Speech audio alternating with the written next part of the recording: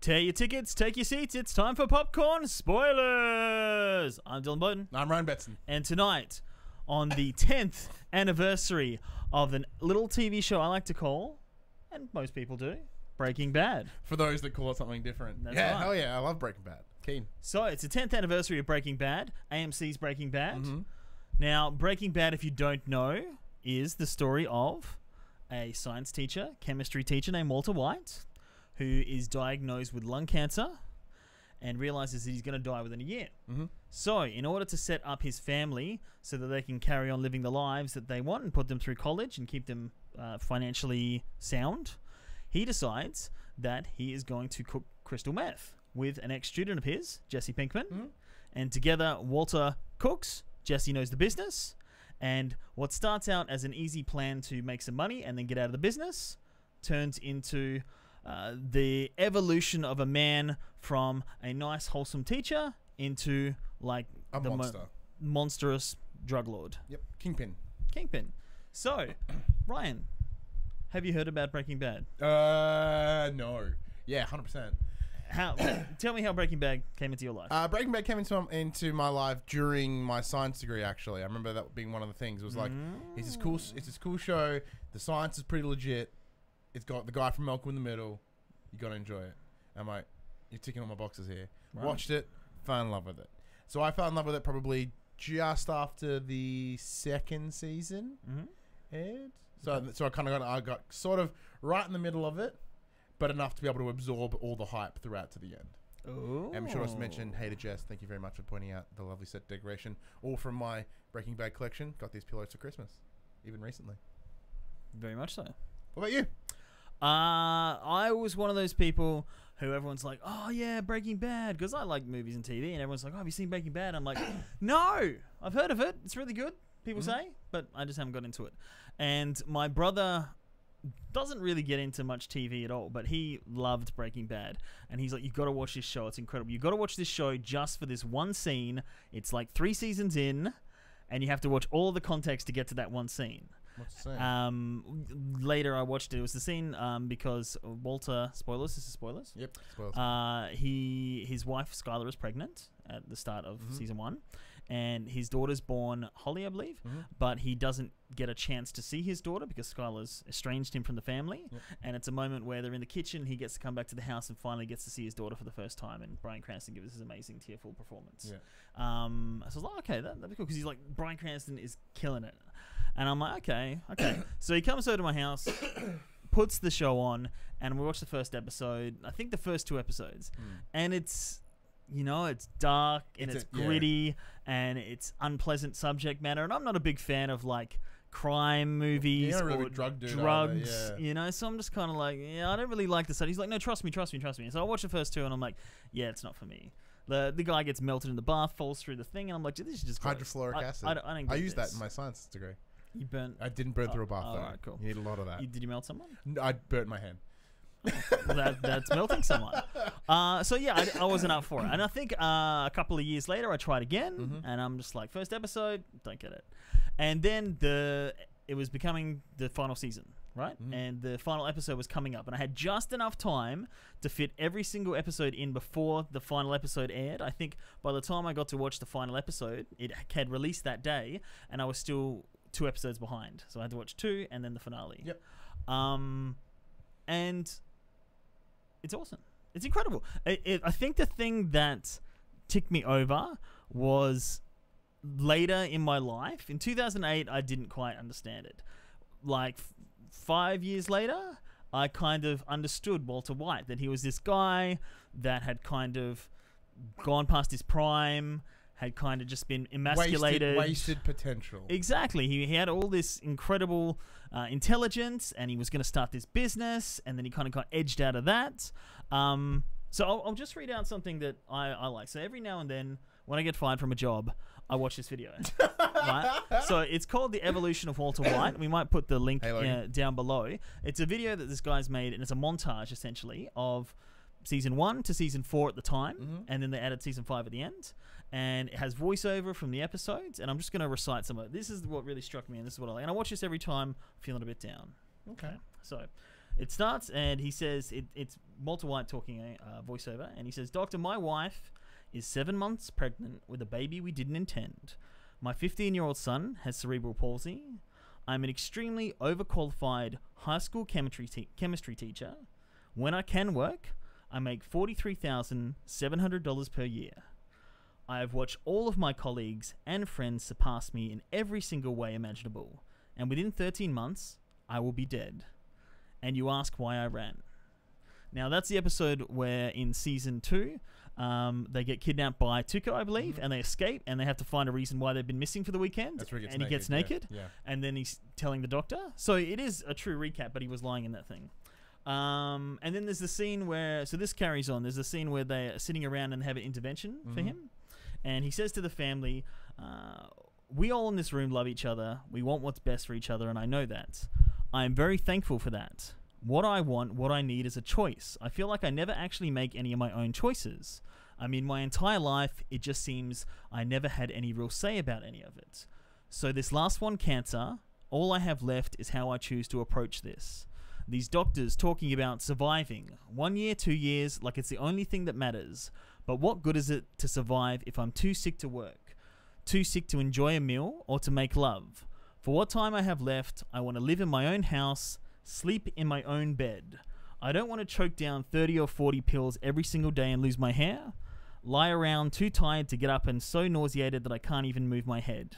Some dead man, some artificially alive man just marking time. No, that's how you would remember me, and that's the worst part." Now that's the first part of it. So that's incredible.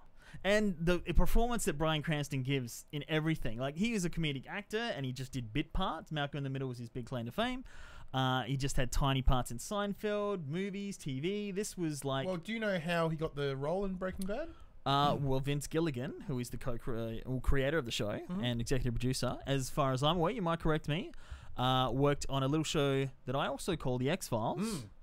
And he actually wrote a script, a fan script, in season 2 of The X-Files, sent it to Chris Carter, the creator of The X-Files, and they liked it so much they brought him as a writer. He wrote 30 episodes of The X-Files, executive produced a whole lot, produced a lot, co-created The Lone Gunman TV series.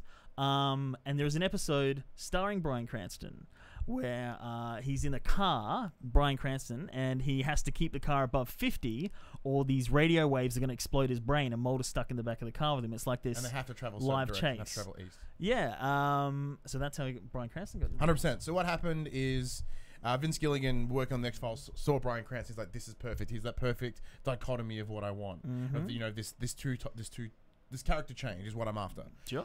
So he goes to AMC, and he's like, I want Bryan Cranston. But at that point, he was only known as, you know, Hank from Malcolm's dad. Hank, yeah, from Malcolm in the Middle. And then he showed them an episode of the X-Files, and they're like, yeah, no, it's him.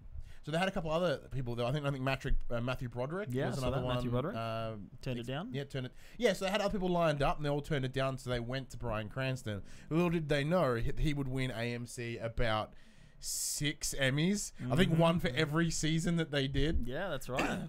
And even Aaron Paul, Jesse Pinkman won Best Actor at some stage. Yeah, I think Best Supporting Actor. But I think one of the best things is comedic actors have that darkness to them. Well, there is. Well, I know we're getting a little bit off the main topic, but there is so many comedic actors in here, and that's all intentional. Vince Gilligan does that intentionally. He like an example is down here with Better Call Saul is Bob Odenkirk, comedic actor. Yes. Bill Burr is a character that's in there, comedic actor. Yes. that's just a handful. Skyler, she what's her name? Anna Gunn, hilarious woman. Oh, woo! What a character. But I just also wanted to add one of the other things is. There's some quotes towards the end. So it builds. Awesome stuff happens. Got this dramatic like piano and then this like wow music that goes. It goes for like 13 minutes. Gets to the end and his recap is kind of like, I've lived under the threat of death. I'm just going to read this. For over the better part of a year. I've been living with cancer for the better part of the year. Right from the start, it's a death sentence. That's what they keep telling me. But every life comes with a death sentence. But until then, who's in charge? Me. And I think one of the best things, and I always think about this, is he says, I've spent my whole life scared, frightened of the things that could happen, might not happen. 50 years I spent like that, finding myself awake at 3 a.m. But you know what? Ever since my diagnosis, I sleep just fine. And then he says, I came to realize fear, that's the worst of it. That's the real enemy. And I love that. Like that. I love the idea that he breaks bad. So it's like he lives his life by these rules of society. He does everything right by his family, by the people around him. He thinks he's being a good person, which he is, and everything goes to shit. Nothing works out for him. Everybody else has better. And people have always felt like that. You know, like everybody gets a bit. It's easy for this person, easy for that person. And as soon as he realizes, I'm going to die, screw the rules. I'm going to do what I want. Because the whole... yeah, because he's like, it all came from a point of... as we said, I need to raise. There's an exact number. What's the number? $737,000. Yep, that's just a lot of money, but over years. I thought it was more of a not so accurate number. Wasn't there a weird number? 737,000. What he says. Easier. So he calculates this is the exact amount of money that he needs to be able to leave his family when he does pass away. Yes. So. That's where it all stems from. But as he does this and as he starts to come to realize that he is, in fact, finally the best at something. This is oddly what he was meant to do. Like, he felt that power and felt that pull, and that's what led him to come to where he is. It's not, it's that man seeking power, but to what end? And it starts out as him wanting to do something for his family honorably. And then the power comes to him, and his pride and his ego is what drives him to multiple chances to get out of the business. But no. Yeah. If you just play along, do what other people say, accept your role in this, you'll be fine. You'll be rich. But no, he wants more. There's once again another quote. So there's a quote where Jesse says to Walter, he says, "Are you in the meth business or the money business?" He's like, "I'm in the empire business." So as in that's the whole idea of there's not a ceiling. Like at that point we'll get into like Heisenberg and what that is and sort of what he get like, But even in the very end when he says to Skyler like was good. Say I did it for me, I was good at it, it wasn't in the end for you, it was all about me. Incredible credit to like all the writers. Now the biggest problem with shows like this is Vince, the series head, the guy that runs the ship, always gets the credit. And that's Vince Gilligan, showrunner. Thank you. But there is an immense collection of writers that are on this show that are fantastic. Directors, and many of them have all won awards for and many directors as well. Like, and I think. There are some of the directors have come out have then gone on to do big things. They've gone on to do Game of Thrones. Who's the name of the girl that went and almost directed? Patty Jenkins? Patty Jenkins. Oh, was it Patty Jenkins? Michelle McLaren. Michelle McLaren almost ended up directing Wonder Woman, but creative differences. And then Ryan Johnson, of course. Ryan Johnson, of course, from discussed in Star Wars and Looper. He did an incredibly good episode, insanely good episode. But before we let's jump into that chat. What we got in here? So Logan says we meant to say Walter White, the one who knocks his wife up and then goes crazy. Jess commented that she believes that what you said was quite deep. Thank you. Quite nice. Thank you. Well, it's not me. It's not my words. And then Logan says best Jesse Pinkman quote: "Science, bitch." And then second, magnets, bitch. That's my personal opinion. Yeah, I was only remember that today where they go on the computer, they erase the computer with magnets. Yep. Not just any magnet, a huge magnet. Well, let's talk about that. So should we go back to the start? Should we work our way let's through? dive a little bit more into to Walter, and then we'll jump into Jesse as well, because these are the two centerpieces of the show. So as the series progresses, Walter because Walter he creates an ego for himself, which is Heisenberg. Yeah. The whole idea is that Walter White is the boring man, and that's his superhero. Yeah, and Heisenberg is him. It's who he is when he's doing this, and it's very interesting, and like we'll get into this when it talks about villains, but how there's other characters that he tries to emulate, and they have it's beautiful. Oh fuck, it's so good. Yeah, we'll get to the characters, but there's another thing I just want to say. The cinematography in Breaking Bad is incredible. Oh my god, yes. There's so many POV shots and close-ups and wide shots out in the... So many undershots. Just interesting camera work that keeps it interesting. Beautiful color palette. Beautifully directed episodes.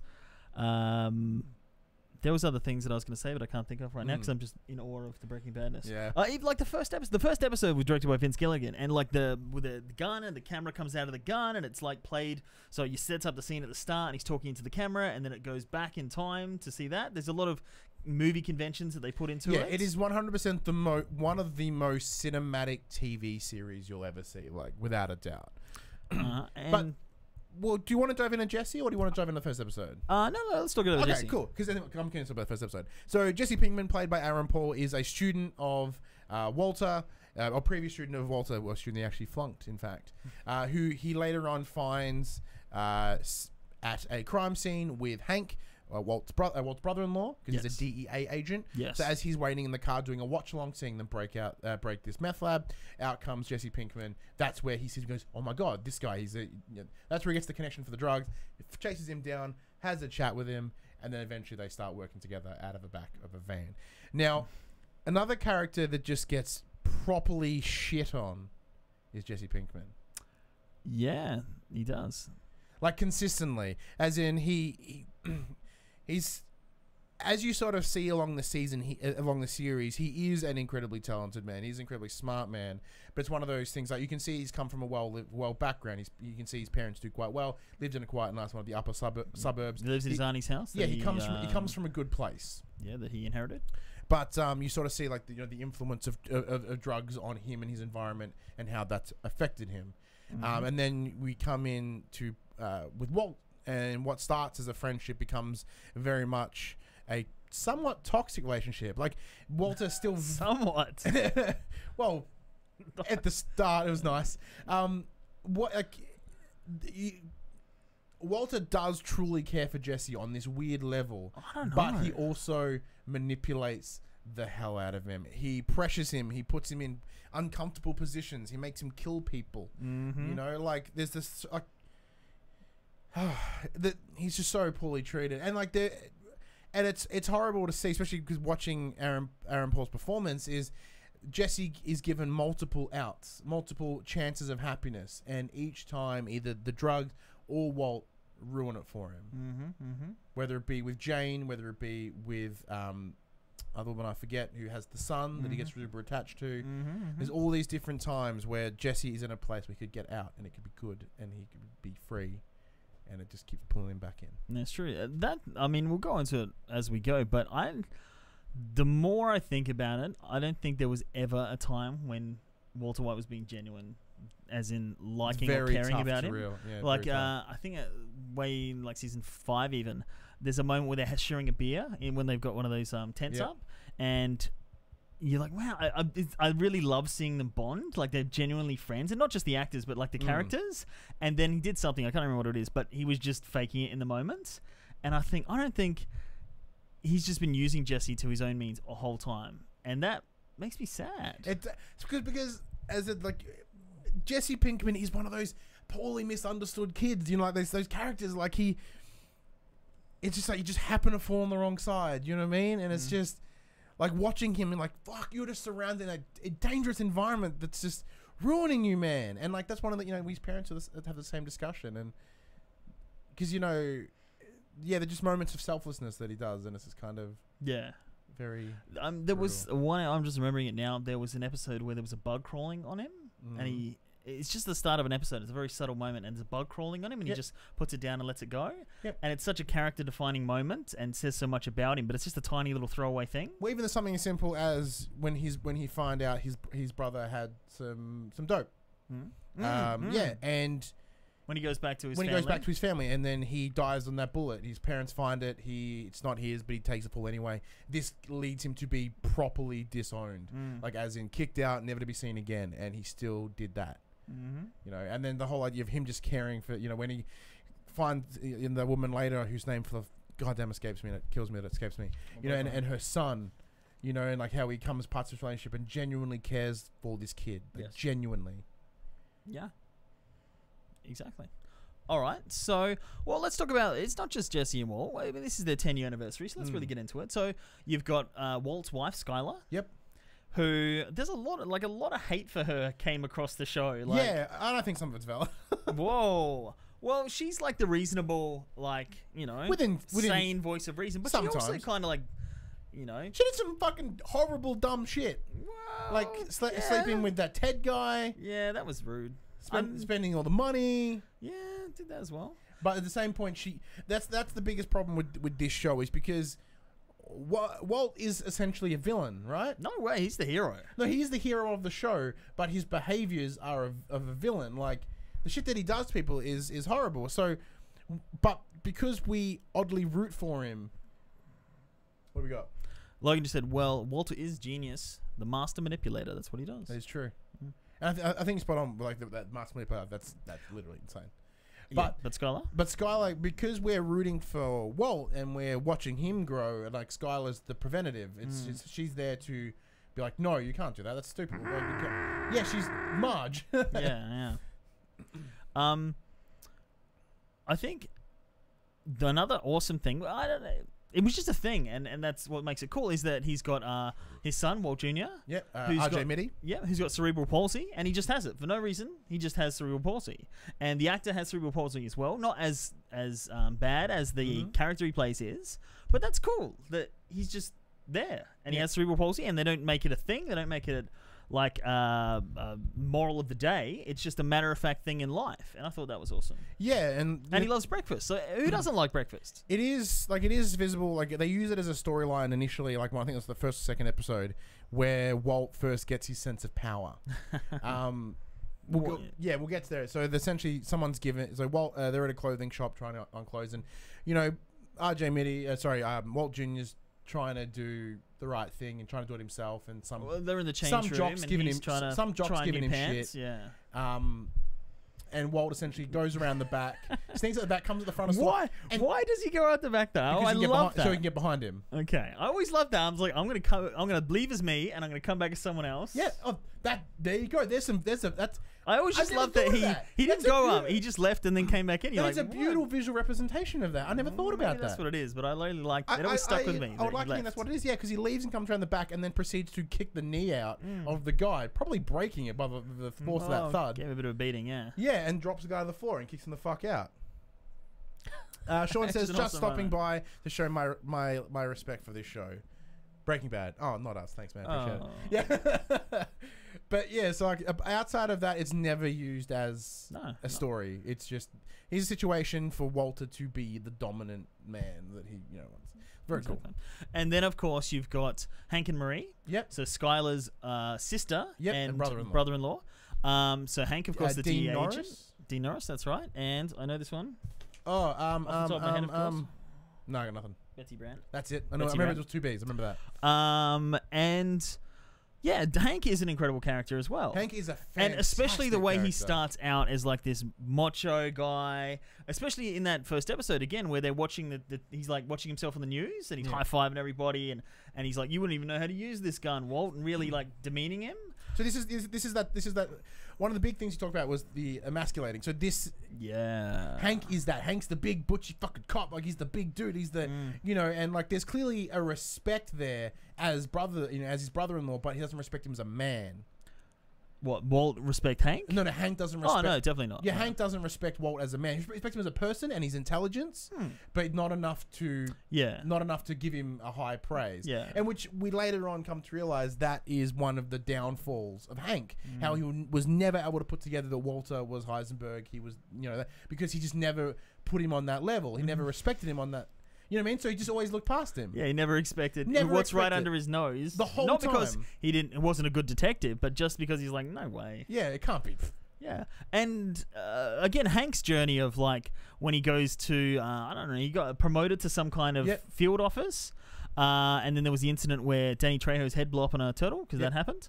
And it ruined him. And he was like... PTSD, he didn't know what to do with himself, and then he's injured later, and how that affected him, and he was out of the line for a while, and he's got the cane now, and just the journey that he takes as well. What I love, one of the biggest things that the show is about, the entire premise of it is change. It's mentioned in the first line of the first episode. Yeah, it's chemistry is the study of change. And well, he says chemistry is the study of matter, but I prefer to think of it as the study of change. That was close. But so the whole idea is like everything in this show is about change. It's about consequence. It's about every action has a reaction, like chemistry. You know what I mean? And that's what's so beautiful about it, is the whole idea is we see Hank change, not just as a character and develop, but as like just on every level. Like who we know Hank to be drastically alters in one moment, all because of the consequence of another action. And what he had a fascination with collecting rocks. Was there any significance to that? Minerals, sorry. Was there any significance to that? It was something to fixate on. But do you think, was there any behind meaning to that? Not that I'm aware of. It seemed very like I think it was just in your face. I think it was oddly fixating on something, like needing a purpose, and that became his purpose. I guess. Okay.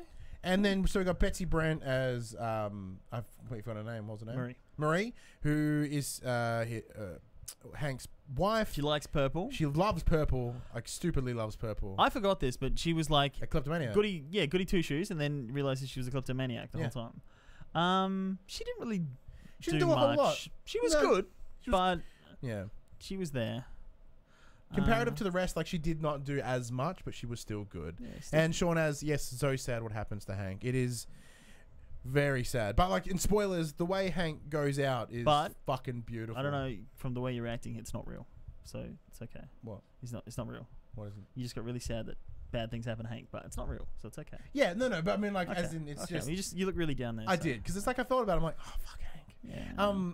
Because these guys, like this show was part of my life for 5 years. Yeah, 5 years. Yeah. Like, did you watch? Like, I watched it week to week. Week to week. Yeah. Okay. Well, this is like this and Game of Thrones was a show that people binge watched. Yeah. This was like the binge watching phenomenon where people will be like, "Oh, I watched Breaking Bad," and then they make jokes about it in TV shows as well, like binge watch this, whatever. And that's what I did. I mentioned it before, but I sat down and watched it like, I don't know, 3 weeks maybe, back to back. So I loved it, but it's all kind of over here because I only watched it once. It's all kind of a giant blur. Exactly. Yeah. See, like I had the benefit of watching. I've been watching it like 4 or 5 times now, but like watching it week to week, and I had a buddy. Like I was a biology major, and my buddy was a chemistry major. So when we were at uni, so for him it is an extra level of awesome. You know what I mean? Yeah. So like we would. You love the science behind it all. Yeah, we would normally go to Plumber's house, and we would watch Breaking Bad, and and then do our own versions of. Did you say Plumber? Yeah, Christopher Plummer is his name, not the actor. Oh, he's like an old dude from The Sound of Music. Yeah, so I got to enjoy the full zeitgeist as it was going, and it was good. But one of the other things we should mention as well, before we get into the villains, do you want to start breaking into the episodes? Well, let's work through it. We can remember because there's a lot that'll come back to me. So these are the synopsises from the Internet Movie Database. There's no synopsis for the whole series, season. A recap, because usually it's like on the back of the DVD, like Walter does this, and chaos ensues, and it's the ensues that we want to know about. Yeah. So we'll leave that. Anyway. There we go. So, Season 1. Diagnosed with terminal lung cancer, chemistry teacher Walter White teams up with his former student Jesse Pinkman to cook and sell crystal meth. Pretty straightforward. Given. So, instantly, for Season 1 especially, is like must watch. I have to know what happens next. Have to know what's... And everything is like escalating. So, instead of like building, it's like, we're here, and it's for the rest of that running. Like, we're fucked, and it's just going to get worse. What I love about the first episode, even though the first shot is literally a blue sky with a pair of pants fucking flying. So like you watch it and you know like, what am I watching? Like what?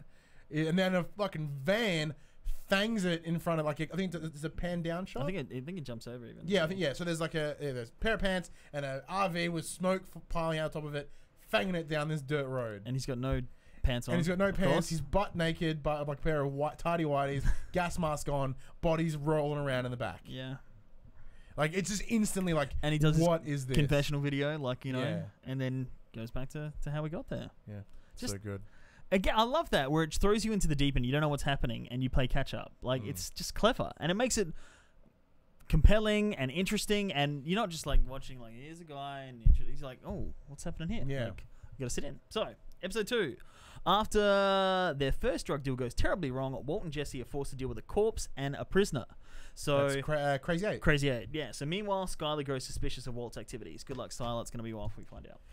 So Crazy 8 was he was like a smart guy. He wasn't like Tuco was like a big macho idiot.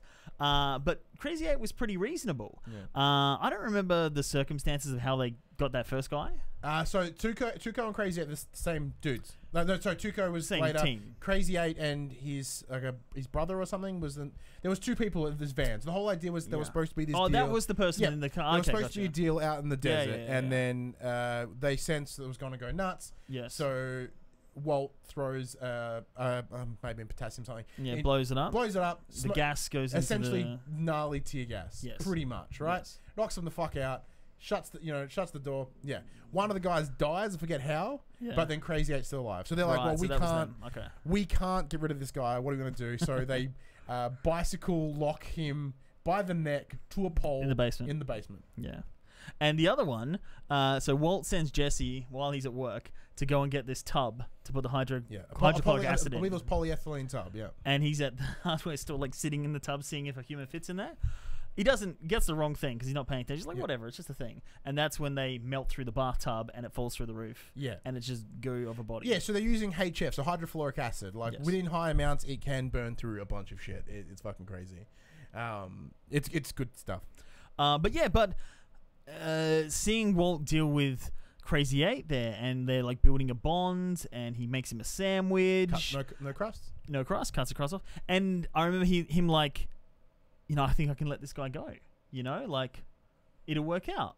And then they drop on the plate. He hands him the sandwich, and the plate breaks, and he cleans it up, and he's putting the pieces of the plate in the bin, and he's like, okay, I think I can handle this. And then he like gets the pieces and he's putting them together, and there's a piece of the plate missing, big pointy bit that Crazy 8's got as a knife, and he's like, that moment of like, no, fuck this guy. Yeah, but he's like, shit, he's got it now. I'm gonna have to kill him. Like, yeah.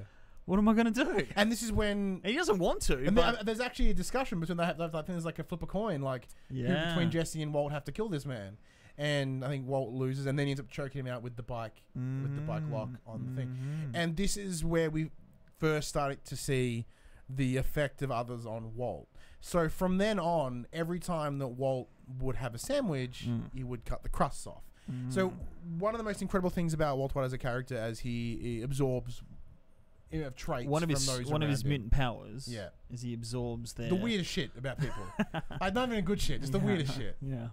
And that's another thing, that the foreshadowing in this show is insane. Things that you see in season 2 pay off in season 5. Is that everything cause and effect? Nothing was left off. Incredible. We'll get to some of those, but it's amazing. Okay, so moving forward, Walt is struggling to decide. Cool. So we kind of combined that's an episode, yeah. We combined 2 episodes. Walt tells the rest of his family about his cancer. Jesse tries to make amends with his own parents. We discussed that. Walt rejects everyone who tries to help him with the cancer. Jesse tries to best create Walt's meth with the help of an old friend. With the side effects... Oh, this is where we first meet Badger. Badger and Skinny Pete. Skinny Pete. Walt, we're at that. With the side effects and cost of his treatment mounting, Walt demands that Jesse find a wholesaler to buy their drugs, which lands him in trouble. Walt and Jesse try to up their game by making more of the crystal each week for Tuco. Unfortunately, some of the ingredients they need are not easy to find. Meanwhile, Skyler realizes that her sister is a shoplifter. Cool. So it skips a bit there, but you get yeah, there's a bit of a jump there. But so yeah, this is where we meet Badger and Skinny Pete, which are two friends of Jesse. Both sort of burnouts as well, which is kind of cool. What are you looking at? Whatever there. No, Sean Levin says, hard to watch Malcolm in the Middle after Breaking Bad. Just reminiscing Could about be Badger. All right. But yeah, Badger is fantastic. Like, there are some really good scenes later on. Like, when they're talking about, like, Nazi zombies. One of my favorite things in the world. Such a good line. Yeah. In the conversation. But, and once again, Skinny Pete is another character that you can clearly see of some cool potential. There's an odd scene. I don't know, because I pulled this from a video that I was watching online. So Sure. I don't know what season it was from. But Cool. they're at a music shop. Okay. And so it zooms into this lovely piano music, and then you zoom out and you see it's Skinny Pete. And he's playing this beautiful, beautiful piano piece, right? And then it's brutally interrupted by Badger on this two guitar. Yeah. Just, and it's, I think that perfectly shows, like, this, the what's about this show being wasted potential, right? You see that in so many characters. in Skinny Pete, as like, and so many characters, but like, and he talks about it like, yeah, my parents gave me lessons, man. And like, you can clearly see he probably have come from a really cool place. Yeah, and like you said, lost potential. Like, everybody has these things that they are good at. Like, it might be something obscure. You might be able to put your tongue to your nose. Might be talking on You the might internet. be an incredible painter. But like, dreams lost. Life gets in the way and you don't have time to do these things, and all this lost potential of everyone. Imagine if everybody could reach their full potential, what a world it would be. You have a lot of people playing piano and cooking crystal meth. And Chris Conway's back after a week away. Hey, Chris Conway. Love it. So how did they get in with Tuco? Tuco, I'm not quite sure where he falls into it, but I remember... I remember it was the aftermath of Tuco. I remember them meeting in a... what's it called? Like a car. Yeah, so that was the end of the season. Dump. There was the bit. I don't know if it's season. I think it's season 1 where. No, it isn't, because he hasn't shaved his head yet. So they meet up in a car yard at the end of season 1, and they're doing the deal. And they're like, "This Tuco guy's not too bad." He's and mental. then he kills the guy that he's with. So one of his dudes. So he proceeds to sample the meth that Yes. they bring. Yes. He gets psyched up.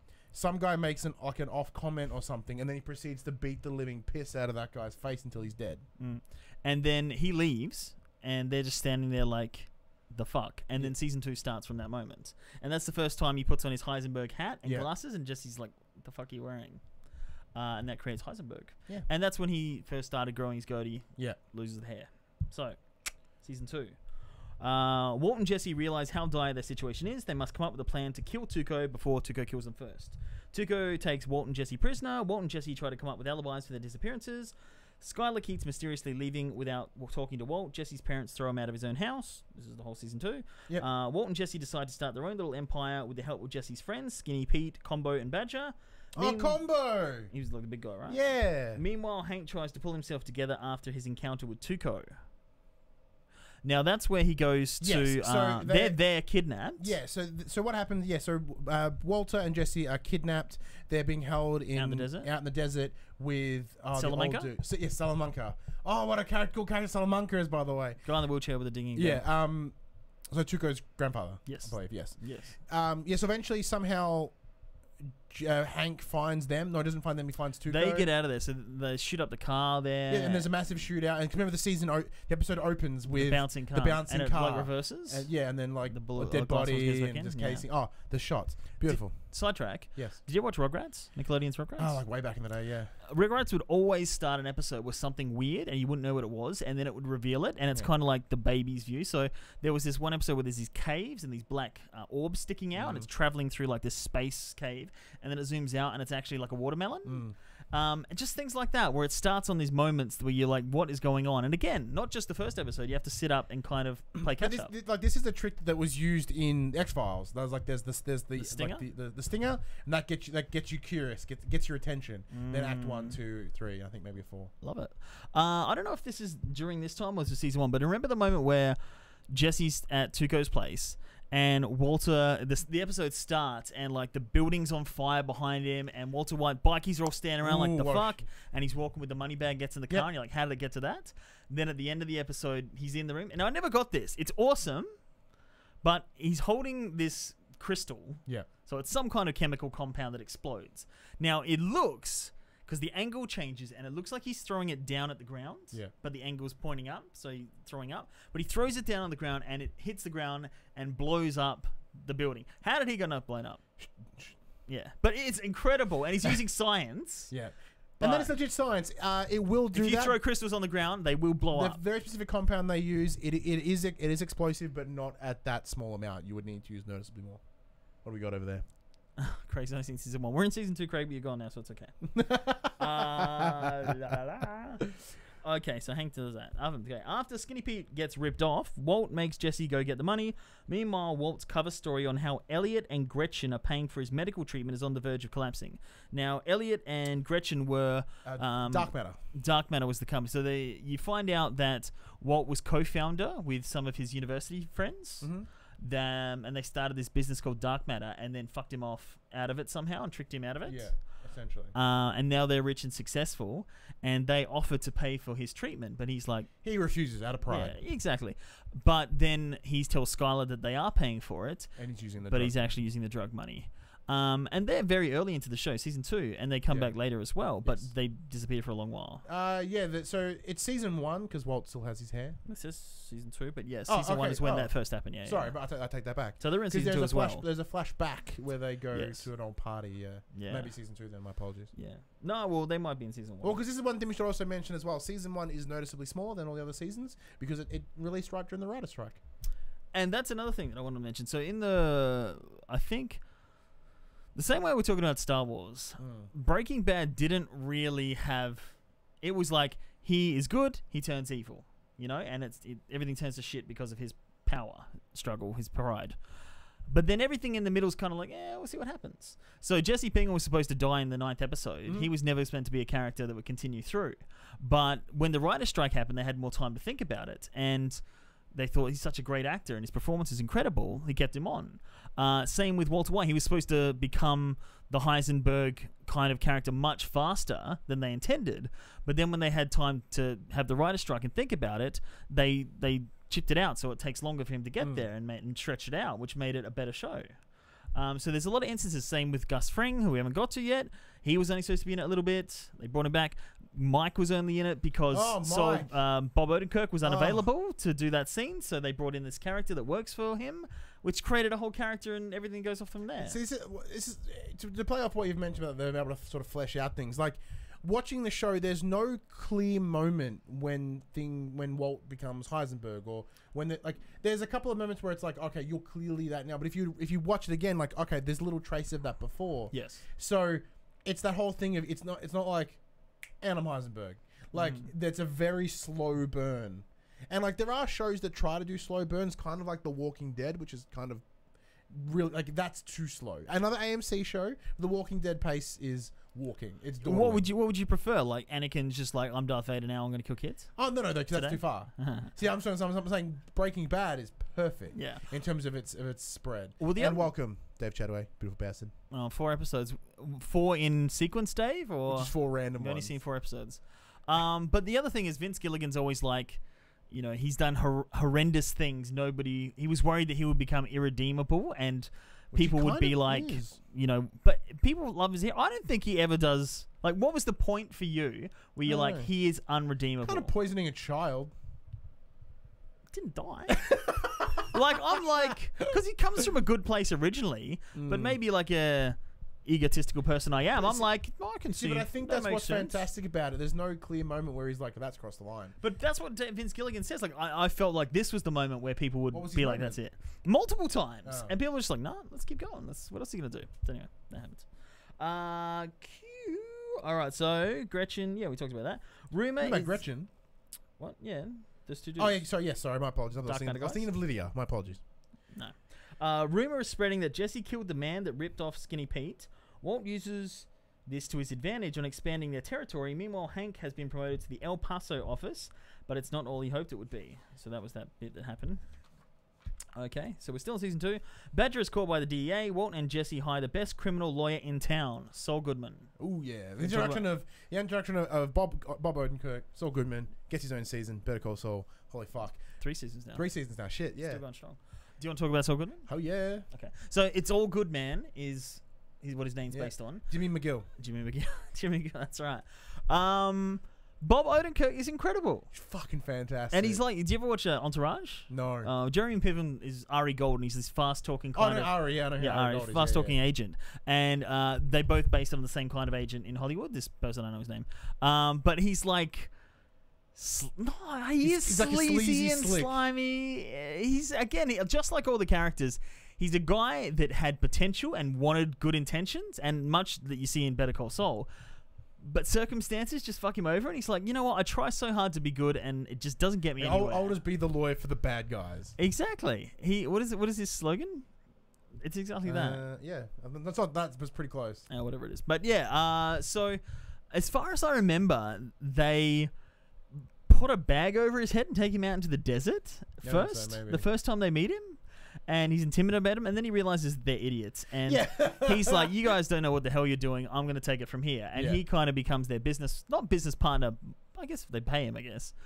We said a lawyer. Yeah. But he says, you don't know what you're doing. You're dealing with these small-time hoods. He's like, all right, let's start off. The conversation's on the lines of, you guys are shit at peddling meth. Yeah. It's probably along those lines. I don't think they swear as He's often like, in it's the a show. high commodity, and this is the level of clientele that we should be dealing to. Yeah. Not these street thugs.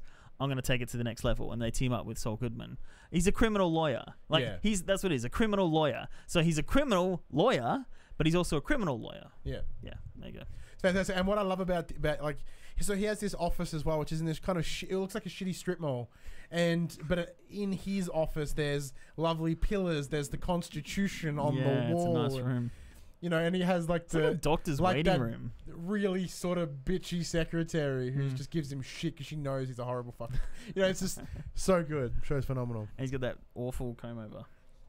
Yeah, I love that because I don't think he was supposed to have that initially. No, I think Bob kind of was like, can I have a comb over? Yeah. It's just like more of like him being fake. Yeah. Okay, so they team up with Saul Goodman. Walt and Jesse become stranded out in the middle of the desert after cooking more crystal. That was like a bottle episode. And he's like, let's build a robot. Remember that? No. He's like, let's build a robot. They're stuck out there and they don't have any petrol. They can't get anywhere. Oh, okay. Or their batteries run out. Anyway, Walt's cancer has greatly improved. Time to celebrate. Meanwhile, Jesse tries to meet his new girlfriend's father. That's Jane. So Jane comes along in this. So Jesse moves out of the house. He's kicked out of his house that his auntie gave him. His parents are like, nah, you're out. So he moves into an apartment and meets the neighbor, Jane, played by Kristen Ritter from Jessica Jones. Mm-hmm. And she's great. Fantastic. And he finds someone that, is just perfect for him. But at the same, she's also a junkie too. So it's that kind of... Was she an ex-junkie? She may have been an ex-junkie that's fell back. All I remember is they were both junkies. And that was... The bond came from them both being junkies. Yeah. Okay. Walt and Jesse's little empire begins to crumble. Saul tries to set them up with a mysterious distributor. Should be Gus Fring. Gus Fring. That's early. Gus came into season 2. Yeah, well, I thought it was way later. Wow. Walt and Skyler have a baby girl. Now that Jesse is hooked... Yep. Now Jesse is hooked on heroin. Walt refuses to give him his money until he gets clean. Meanwhile, as an excuse for his money, Walt decides to donate the money to himself through his son's new website. So his son made Walt Jr. Made a website to my dad, and it just got like ridiculous amounts of money. Yeah. Yep. Walt's lies have pushed Skyler to her limit. She leaves with the kids. Meanwhile, Jesse blames himself for Jane's death and goes into rehab. Spoilers! Walt did it. Walt broke into their house. Jane OD'd. He didn't stop it. He didn't do it. He was there. So? If he wasn't there, it still would happen. He just let her die. That's true. And that's one of the big moments for Walt's kind of transition. That's one of the moments that I think that they'd say that was the moment that turned him. There is some foreshadowing here that I'm just trying to find. Do some talking. Talk about was it season 2 or 3 that had the pink bear? I'm not sure. That's Season 3. We haven't got to that yet. Oh, the foreshadowing. Oh, here we go. So is this when we work out she's the daughter of the pilot in season 3? And big spoilers. No, not that. It's good tie together though.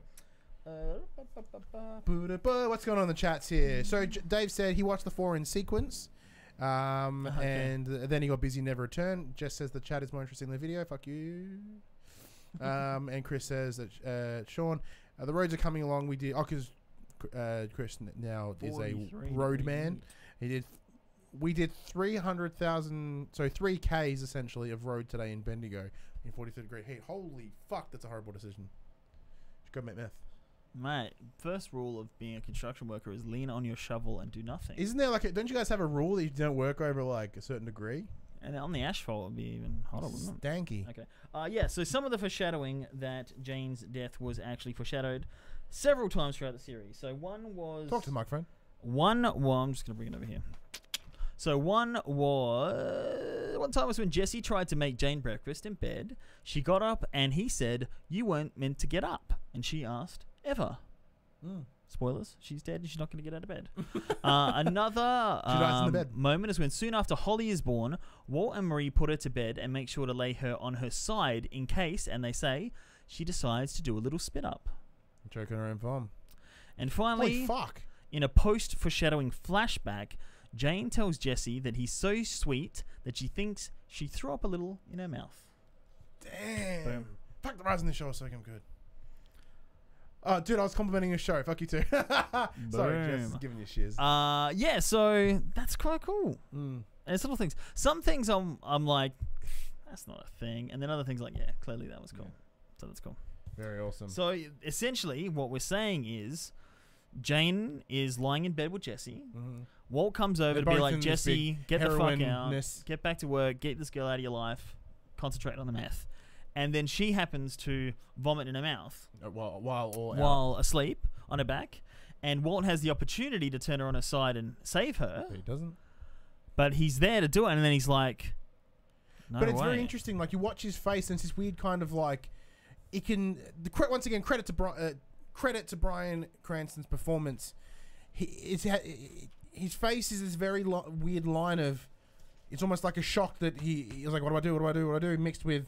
Maybe I don't do anything. You know what I mean? Like, you can see both in that one performance. It's like, oh, God, he's good. God, he's good. And might I add, this is Breaking Bad. Still, season 1, season 2. Yeah. It's going strong. Okay. So, we did that. So, season 3 now. Yes. Now, it was one of those episodes where I kind of fell asleep at the end, and then I wake up and I'm like, did I miss an episode? Because I remember he's scrambling around trying to find... He has to get to deliver these drugs at a certain time, and he misses the birth of Holly, and then makes up some crazy excuse. But I don't remember the setup for that. Like, I don't remember. Like, Jesse had to deliver at a certain time, and then the episode starts like those sit up what's going on, but it never flashes back to show that moment. But anyway, Skyler goes through their plans to divorce Walt. That might have been earlier in the season. Yeah. So previous in the season, there's like we should mention Skyler because Skyler, within reason, was oddly suspicious for the first 2 seasons. She's like, I don't know what the fuck you're doing. Like, this is he had these crazy. two phones. He had 2 phones. They'd burner. One was in the toilet. Yeah. And then he went under, and he was like, oh, you forgot your phone. He's like, well, which one? And she's like, what? Because he was like doped up on surgery. Yeah. Yeah. So that's when she was like, and figure stuff out. Skylar's a pretty smart woman as well. Yeah. Which is a compliment to her and him, you know, finding each other and finding an equal. But yeah, she's all the time. So Skyler goes through with their plans to divorce Walt. Jesse finishes Rehab. So this is when Jesse's on the mend, even though James just died. He's on a good place. It was a good place for him. So Walt Jr. is having a rough time accepting his parents' separation. Jesse buys his old house from his parents. Meanwhile, 2 mysterious men have come into town looking for Walt. Oh, these are the brothers. Tuco's cousins. Yes. Walt has moved back into the house with without Skyler's consent. Yep. Now she can't get him out. Meanwhile, Jesse continues to cope with Jane's death. Walt's world crumbles even more when he finds out that Skyler is cheating on him. Jesse tries to set up a meeting with Gus to try and sell his own version of the blue meth. Meanwhile, Hank is growing obsessed with finding Heisenberg. So during this time, I believe it starts with these cold openings of...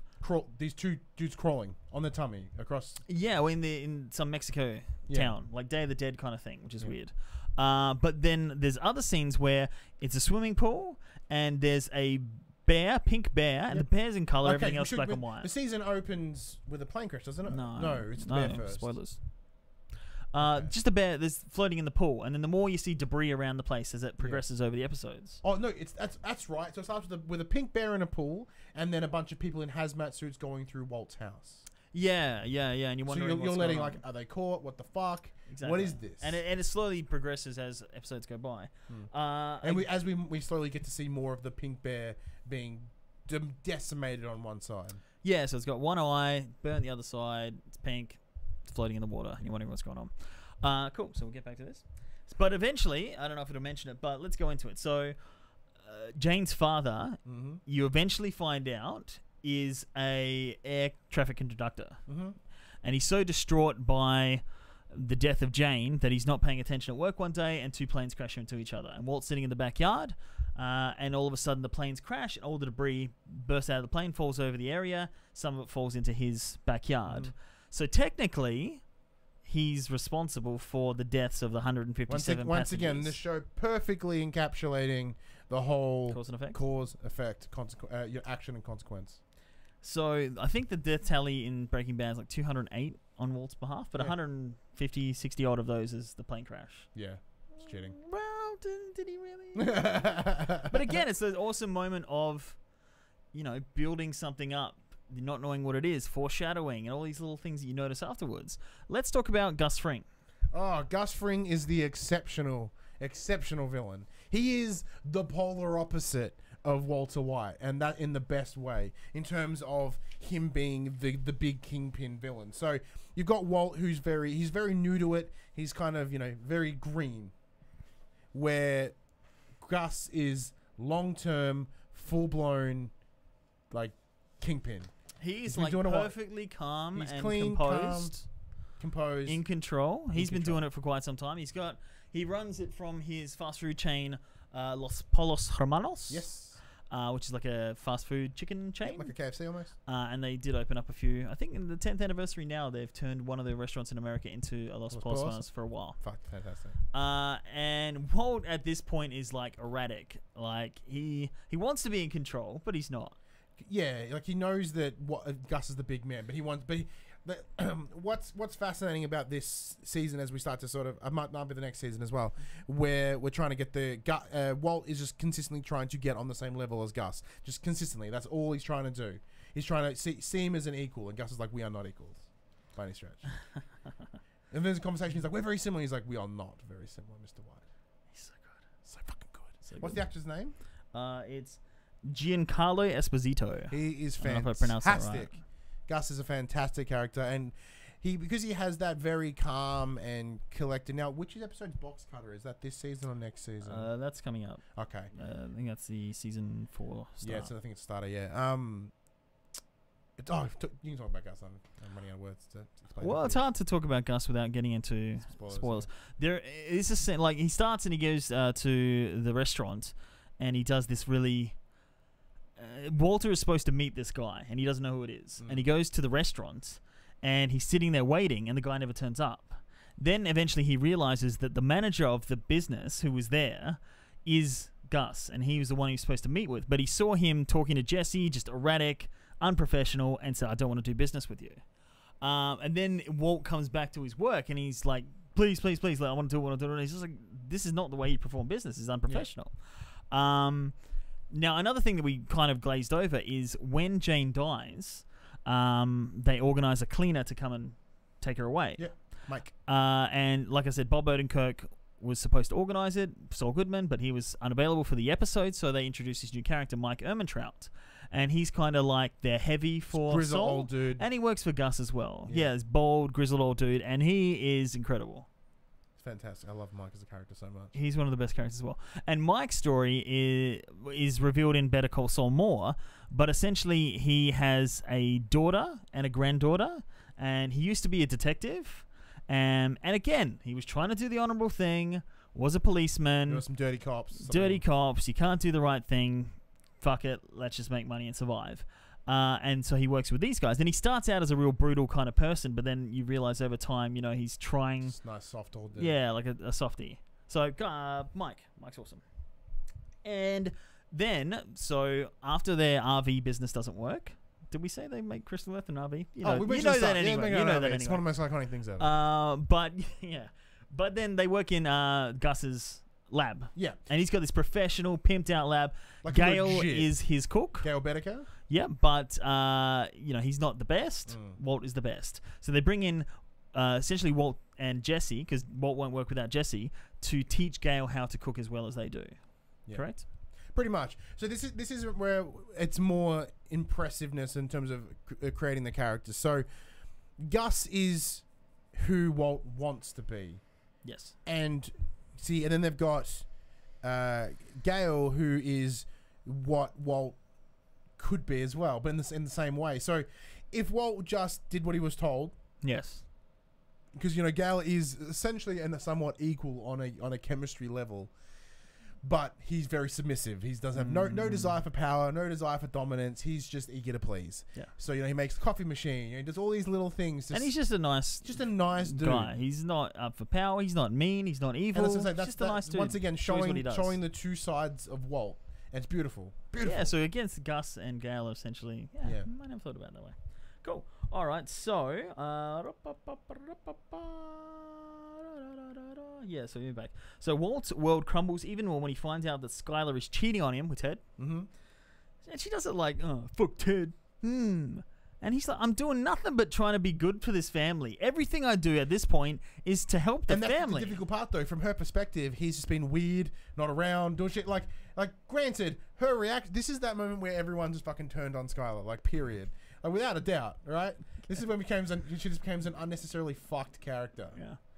Like, what could have been, fuck, Skylar, so bad. Like, who does that shit? She's like, well, I did it. Yeah, exactly like that. She's like, yeah, I did it. What are you going to do about it? She's like, and the problem is he at no point can be like, I've been doing this. This is what I'm in, because that's, Even when he does, she's still bitch about it.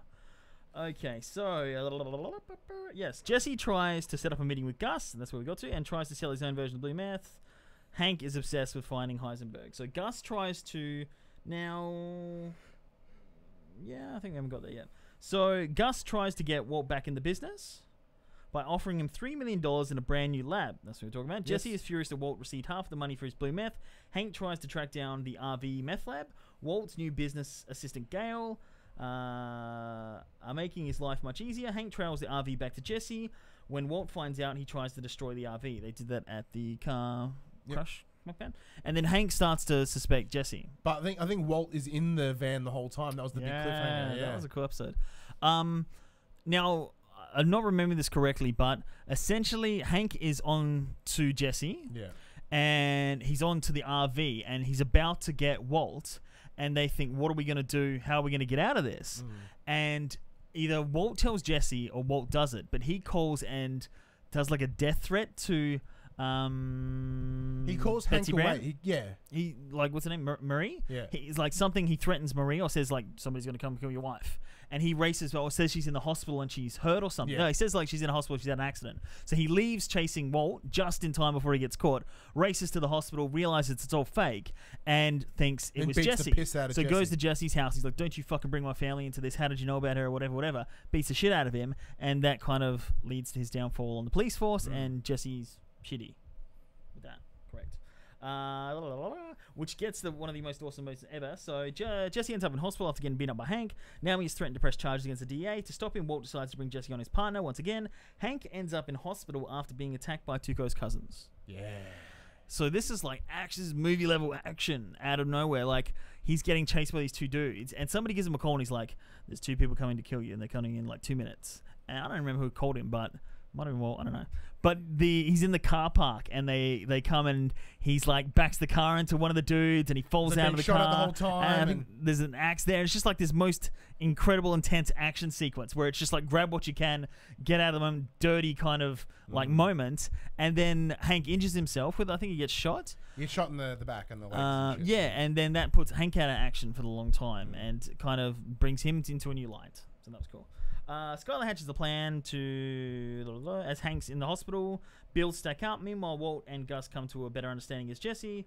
looking for more independence, pursues a new opportunity. So he kind of teams up Starts with Mike working with Mike, yes. to kind of get so out. This is what once again Gus understands that Jesse has potential, and he wants him to step away from Walt. Essentially, he's like, does he? A little, yeah, because he can manipulate Jesse, but not Walt. Yes, because he's like, I can get him in a good shape. I can get him in a good spot. He can work for me. We don't, because Walt's.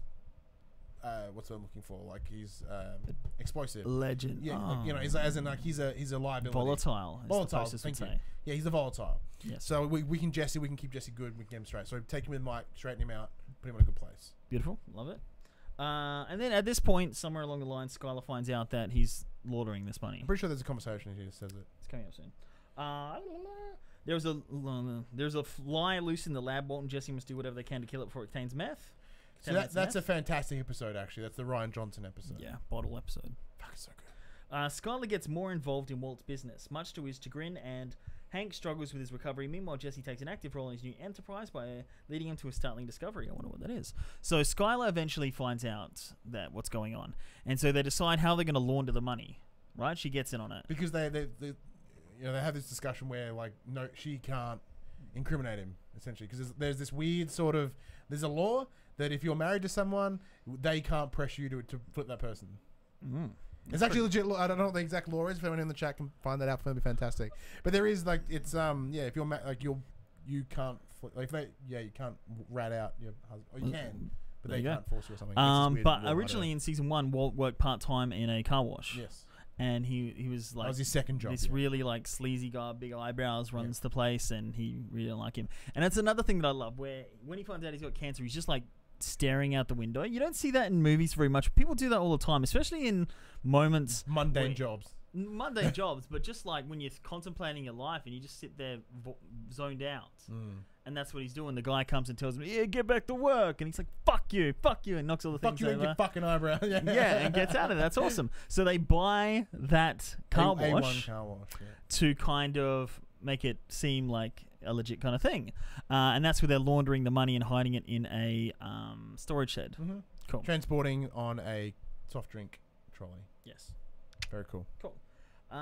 So, against Walt's advice, Jesse lashes out. Fearing for Jesse's safety, Walt takes drastic action to intervene. Meanwhile, a tragic event leads to a shocking confrontation. So this is, I think, it doesn't mention her name, but Jesse hooks up with this other woman who has a son and tries to lead a clean life with her. And now I don't. No, I don't think we're up to that yet. No, we're not up to that yet. 4, so but yes. This. Now, if I remember right, I don't know whether it's the end of this season or not, but no. Oh, there is. It's the end of the season. End of the season, there is a deal with Jesse, and there's a confrontation between Jesse and some of Gus's men, and then out of nowhere, fucking Walt fangs it in on his car, takes out 2 of Gus's men, and it ends with he just gets out of the case, Jesse's like, "Run." Yes. Oh, fucking good. That's critical. So yeah, Jesse's gonna go kill these 2 people. It's like he's tense. He's been building up for it. He's got his gun there. It's this moment where it's beautiful tension. Like, what's he gonna do? What's he gonna do? Builds up. He gets to these 2 people, these gangsters. He's got the gun ready. He's terrified. Jesse hasn't killed anyone at this point. And then all of a sudden, this car drives in, takes the 2 dudes out, cleans them up, gets out. It's Walt, and then he just walks over to the other guy struggling, and boom. Yeah. And then he's a Jesse run. Incredible. So Jesse has disappeared and Walt is in big trouble with Gus. So Gus rehires Gale to learn from Walt's cooking so they can dispose of Walt once and for all. Once again, this is another incredibly well shot scene. So what happens is Gus eventually finds out, pulls him out to the middle of nowhere, has him in like a 100% I'm in control situation, and he's like, "Explain yourself." And there's like how shot that's something I didn't pick up initially, but this came from watching a bunch of other analysis, and like how every shot in that is all designed to make Walter look small and minuscule, and unless it's either really close and really claustrophobic, or it's on somebody else and he's out of focus in the background, and kind of the angle makes it yes, fucking beautiful. Whoa! In between this, I do remember it bounced off. There's a part where Walt's like, "You know what? I'm gonna fucking kill this guy." So he gets in the car and he's watching Gus's house because Gus invites him over for dinner, and the tension is like crazy. Like you could cut through it with a knife. You're like, is he going to kill Walt? What's going on? And then Walt decides, I'm going to go kill this guy. So he's sitting out the car in the front, sitting out in the car, and there's this awesome moment where he's Walter White, and then he puts on the hat, and you can see in his face the change of like, I'm Heisenberg now. Yeah. And then Gus calls and he's like, don't even fucking think about it. And he's just like, shit. And that was incredible. So he thinks he's got the edge, and then Gus like, nah, and you're not going to kill me. I know you're going to try to kill me. It's not happening. Cool. Okay, so season 4, Walt and Jesse are held captive for Gus. Okay, so this is what happens. Gale is going to take over from Walt, and Walt's like, as soon as Gale knows my shit, I'm dead. I'm useless to Gus. I'm the smart guy. I'm going to kill Gale. But he's not going to do it. He's going to get Jesse to kill Gale. I believe he goes to do it and then gets held up, and then he has to make Jesse do it. And it's this big moment. That's the season ender, though. Yeah, this is season 3 finale. Okay. Oh, maybe my episode wasn't the season finale. I don't know. Because the season finale, I'm positive the ending of. Hang on, which is 1, 2, 3, 4. Hang on, let's have a look. We're on 3. You're on 3. Are we on 3? Yeah. Okay, cool. Not that one. Yeah. So Jesse is, as many bad things as he's done, he's not a murderer. He's not a mean-spirited person, and Walt pushes him to have to kill Gale, and it's this moment where is he or isn't he? And Gale's this innocent dude that doesn't deserve to be killed, but Jesse goes there and does what he has to do and kills Gale. And that happens. So, and that's the season ender. Yeah. So season 4, Walt and Jesse are held captive for Gus after Gale's death. Meanwhile, Skyler tries to find out what happened to Walt. Walt attempts to form a new alliance as he plans his next move. Meanwhile, Skyler pushes Walt towards a business opportunity in hopes of protecting the family. I think it was that one. Yeah. While Walt worries about Gus's interference and Jesse's increasingly fragile state of mind, Skyler steps up the pressure to get what she wants. As Skyler concocts an elaborate story to explain the Whites' finances, a worried Walt discovers that Hank has begun a new investigation. Jesse rides shotgun with Mike on a perilous run of pickouts, prompting Walt to worry that his partner is about to be killed. There we go. Skyler adopts an aloof approach when she suspects that Walt isn't telling the truth. Meanwhile, Jesse proves his worth to Mike and Gus. Ordered to return the car he bought for his son, Walt strikes back by putting Skyler in a tough spot with their new money laundering operation. Let's talk about that. We totally forgot about that. So there's an episode where, once again, in order to get that power, he decides to buy matching Mustangs for him and Walt Jr. Walt Jr. Flynn. Remember he called himself Flynn? Yeah, what the fuck's that, by the way? Worst name. So this awesome like Charger red monster. What is it called? It's a Mustang. Rev car Mustang. No, what is it? Muscle car. Whatever. Muscle car. Thank you. That's what I was looking at. Monster car. Yeah, and I remember in season 1 as well, there was this moment where again he's like, fuck it, society, whatever, I'll do what I want. With his dickhead is at the petrol station, and he's yelling at the guy like, fucking this, fucking that, and Walt's waiting in line for this dickhead just to finish thing, and he goes out to his car, his sport car, and lifts up the bonnet and like switches something over, and the car starts sparking and catches on fire, and this asshole guy comes like, what happened to my car? And Walt just walks off like, fuck that guy. So in this one, Skyler's like, you can't give him the car, and he's like, return it, you know, and he's like, you know what, fuck you. So he goes out to this like car park, and he just does donuts and burnouts and just fucks the car up, and then he just like puts and he proceeds to blow it up. Well, yeah, he just like puts stuffs like a Molotov cocktail in there, sets it alight, walks off, sits down on the ground and cross-legged and just watch it blow up. And just like, yeah, that's what I think of you, Skyler. Fuck you. She's not there to see it, though, but it was awesome. It's his secret. Get back at her. So, where are we? Hi, everyone. When Hank produces evidence that Gus is Albuquerque's crystal meth king, Walt worries that he and Jesse will be killed to protect their boss. While Walt tries to subvert Hank's probe into the Albuquerque meth scene, a deadly warning forces Gus to consider a deal with the cartel. Jesse, Gus, and Mike fly down to Mexico, and Jesse cooks the blue meth for the cartel. Walt misses his son's 16th birthday after his fight with Jesse. Hank asks Walt to drive him to the laundry where the meth lab is hidden. Ted forces the car crash, that's right. Yeah, Ted still won't pay the IRS, so Skyler asks Saul for help, and Saul sends in his 18. Gus and Jesse return from Mexico, and Walt fears he's in trouble with Gus. This is all pretty vague. The DEA is putting Hank and his family in protective custody. However, Walt refuses and awaits his fate in the house. Meanwhile, Brock has fallen terribly ill, and Jesse suspects Walt may be behind it. So that skipped over this girlfriend that Jesse had and the son. So there's a scene where Walt's sitting in the backyard, and he's just sitting by the pool. I think it might be those times when he's just burning off matches. Yeah. But this one, he's just spinning his gun, and he's just sitting there just spinning it. And he spins it once, and it stops on him. He spins it twice, it stops on him. Spins it a third time, and it stops. But it's pointing, if you notice, in the direction of a plant that's in his backyard.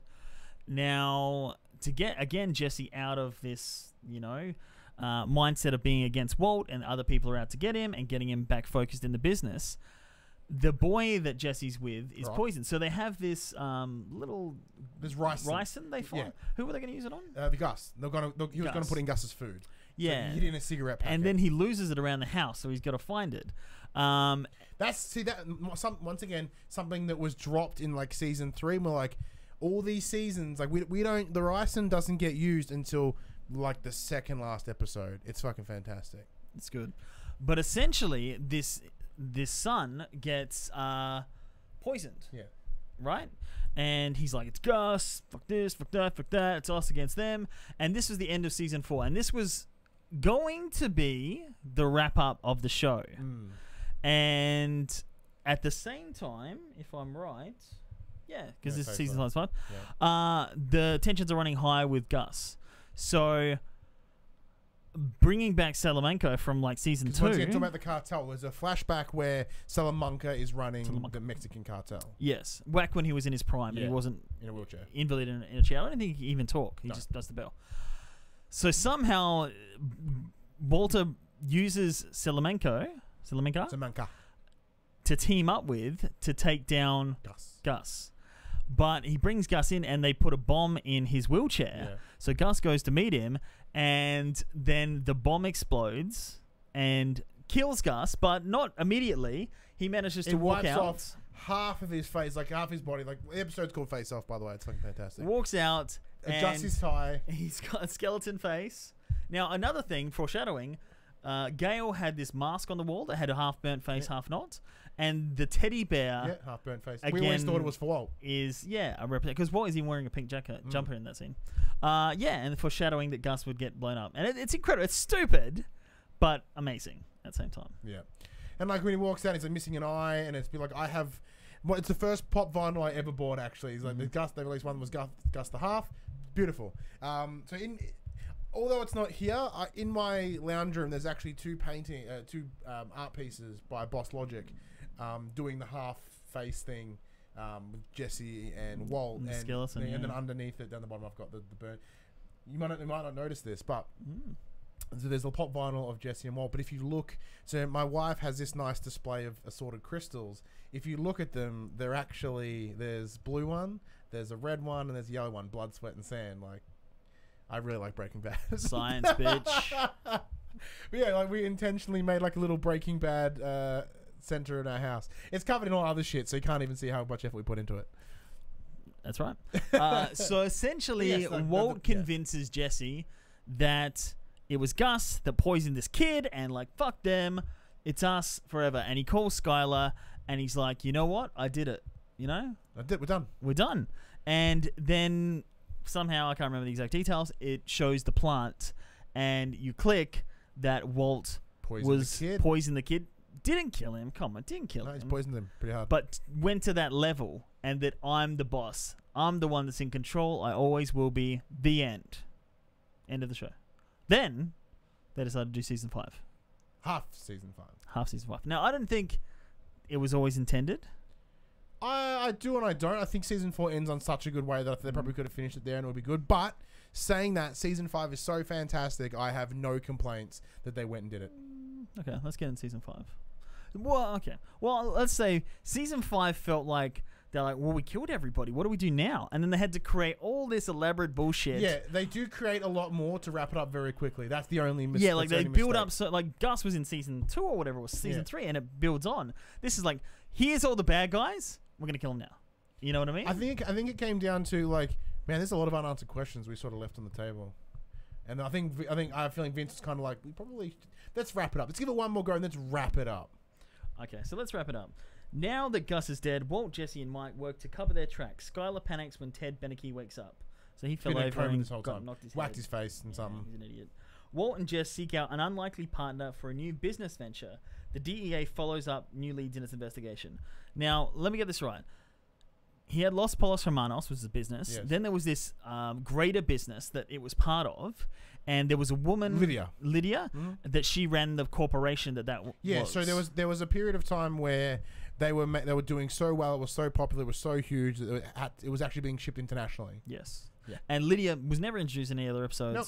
She Brought rocks into this up. one. So it kind of links still to Frank. So the whole idea was that she'd worked behind the scenes for Gus. Yes. And with Gus gone, she's like, I don't have distribution anymore. Like, I need you to keep doing it because it keeps me in a job, whatever. And at this stage, Mike has kind of gone from being Sol's to Gus's to kind of helping Walt and Jesse. He's getting his fair cut at that point. Yeah, exactly. And he's like the steady mind of it. Like, this is how it works. Just do it like this. Accept your place. We can all come out rich and not fuck shit up. Cool. So the guys put a new business plan into action. Walt confesses to Marie. So what's the new business plan? Is this the cockroaching? Oh, that's right. Yeah. Vamonos. Yeah, so they don't have anywhere to they don't have an RV anymore. They don't have a plant to cook. So they're like, how do we do it without getting caught? So what they do is they create a pest infestation company where they would just kind of like tent up someone's house, cook meth in it because it explains all the smoke. Because they're like, and it's the smell? fumigation in there. Yeah. Yeah, like stay out, don't go in. Don't go in there. People are doing bug things. And do you think that would have worked? The time that it takes to set up? Within reason. That's pretty good. Within reason. Yeah. There's a little believability in there. And now again, at this stage, they bring in a whole lot of new people. So this is when they bring in Meth Damon. What's his name? Oh, Todd. Jesse. So the character's name was Todd, but yeah, he looks like a meth. He was Landry in Friday Night Lights. Yeah, they call him Meth Damon was his code name for a while. Very interesting character. Okay, so the guys put a business plan into action. Well, I read that. It's Walt's 51st birthday. His return to the drug business causes Skyler to go into depression. Do you remember when she walked in the pool? Yeah, and tried to kill herself. I remember that. When was that? That was pretty cool. I don't like Skyler, but they're just having like this drinks. Just gets up out the back on the patio, and she just stands up like a zombie and just walks into the pool. And they're just like, that's cool. I like that. Okay. Oh no, hey. So they're trying to get the materials, but it's drawing too much attention from the DEA. So the boys plan on robbing a train that has an entire car of methylamine. Train heist.